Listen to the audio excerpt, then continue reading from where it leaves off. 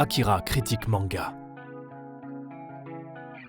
Bonjour à tous et à toutes, c'est Akira Matsuda, j'espère qu'aujourd'hui vous êtes prêts à parler manga parce qu'on va parler d'un manga très spécial pour ce Akira critique manga saison 1 épisode 5. Nous allons parler de Orient, un manga scénarisé et dessiné par Shinobu Otaka. Shinobu Otaka pour Orient. Cette mangaka très connue pour ses mangas Magi The Labyrinth of Magic et également pour Magi Adventure of Sinbad, même si Adventure of Sinbad n'est pas encore édité en français. Moi j'ai toute la collection derrière moi ici en japonais. Alors elle n'est pas encore éditée en français, je prie pour que ça arrive un jour, mais par contre vous avez l'animé qui m'a mis vraiment dans l'univers, qui est disponible sur Netflix et du coup ça je vous le conseille très fortement.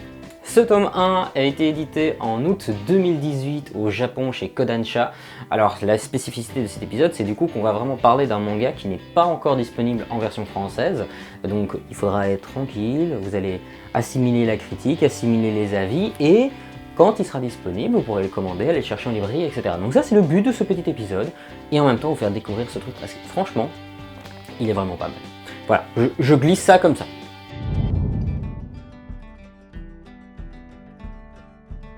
Cette histoire se passe dans une époque trouble du Sengoku. Nous allons avoir un Japon dominé par les Oni et suivre l'histoire d'un garçon de 15 ans qui se prénomme Musashi, qui rêve de devenir le meilleur bushi du monde en compagnie de son meilleur ami d'enfance, Kojiro. Alors juste pour que vous sachiez, bushi veut dire en fait tueur de nid, comme ça vous savez, et c'est important pour la suite. Petite chose dans le développement de l'histoire, on commence avec un chapitre qui se déroule 5 ans avant l'histoire actuelle du manga. Je le dis simplement parce que j'ai vraiment aimé ça. En réalité, quand on a un manga qui nous rue de flashbacks par après, j'aime bien les flashbacks, attention, ça permet de mettre beaucoup d'intrigues, etc. Mais des fois, il y en a qui mettent ça dès le début d'un manga, genre, je vais dire au premier tome, ils le mettent genre après 4 chapitres, ils mettent directement un flashback. Et je trouve que ça casse un peu le truc parce que je quitte l'histoire du tome 1 en général et ça me fait sortir de ma zone de confort et j'aime pas trop ça en fait. En tout cas dans ce cas-ci. Maintenant, ce que j'aime bien justement, c'est qu'on a commencé directement avec un flashback 5 ans avant, donc on commence l'histoire, on a un chapitre, et après, le chapitre 2, c'est 5 ans plus tard, et du coup, on découvre les héros plus âgés. Et alors, justement, à ce moment-là, ce qui se passe, c'est que quand on va avancer dans l'histoire, les flashbacks deviennent intéressants parce qu'on a envie de savoir ce qui s'est passé entre ces 5 années. Donc voilà, je disais juste ça comme ça, parce que c'est pour moi important dans le développement de l'histoire, et j'ai vraiment apprécié ça. Cette histoire est complètement prenante, pleine de rebondissements en fait. J'adore le travail de Shinobu Otaka au niveau des dessins et au niveau de son travail d'écriture. On ressent son expérience en fait, déjà parce qu'elle a créé d'autres mangas, mais aussi vis-à-vis des tomes qu'elle a déjà pu faire à l'époque avec Magi, c'est important. Du coup, on a un truc de fou, c'est son expérience au niveau du dessin. Il y a des planches que malheureusement je ne peux pas vous montrer parce que ça vous spoilerait un max, du coup, mais il y a des planches de folie au niveau de la trame, au niveau des personnages, des détails, de la précision qui est faite au niveau de certaines armures, je vais dire, pour pas spoiler les termes et tout, puisque ça arrive bien plus tard. Mais voilà, ça c'est pour ce qui est de son travail. Alors, comme vous pouvez le voir, moi j'ai les tomes en japonais. J'adore contribuer aux œuvres des créateurs, que ce soit français, belge, suisse, canadien, chinois, japonais, on s'en fout, j'adore contribuer aux œuvres. Et du coup, ceux-là, ils ont été achetés neufs. Voilà, je crois que ça m'a coûté 500 ou 600 yens pièce, je sais plus exactement.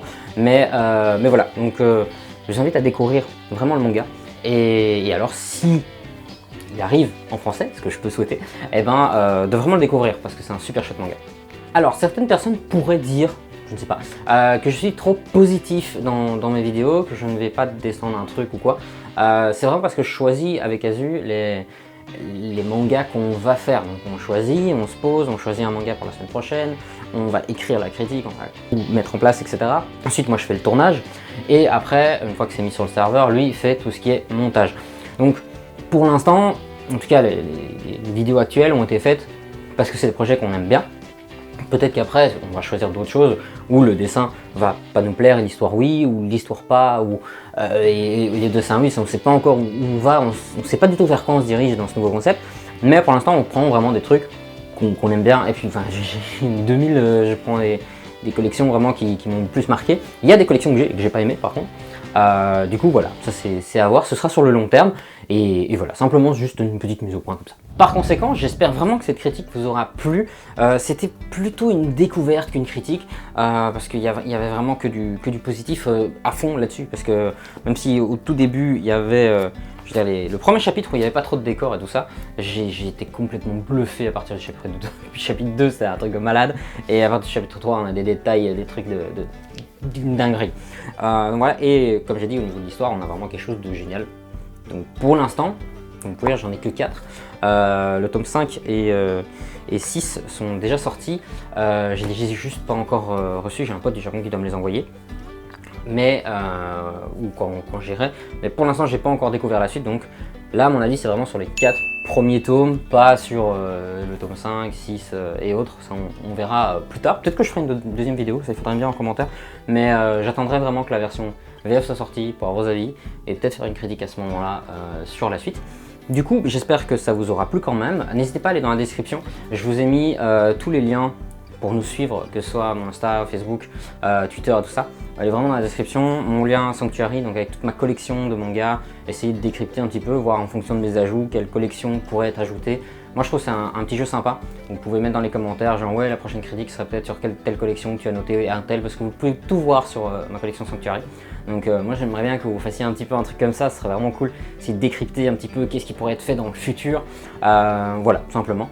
Pour l'instant c'est pas vous qui choisirez les critiques qu'on fera par après, entre deux ou quoi, ou sous forme de battle, ça pourrait venir plus tard. Pour l'instant on va juste continuer à choisir à nous les trucs qui nous branchent, voilà tout simplement. Et surtout le problème c'est que si je sors la vidéo, vous devez choisir, ça nous prendrait 2 jours en moins de travail alors qu'on travaille à la semaine, donc c'est un peu chaud pour l'instant de s'y mettre, mais ça pourrait être vraiment cool.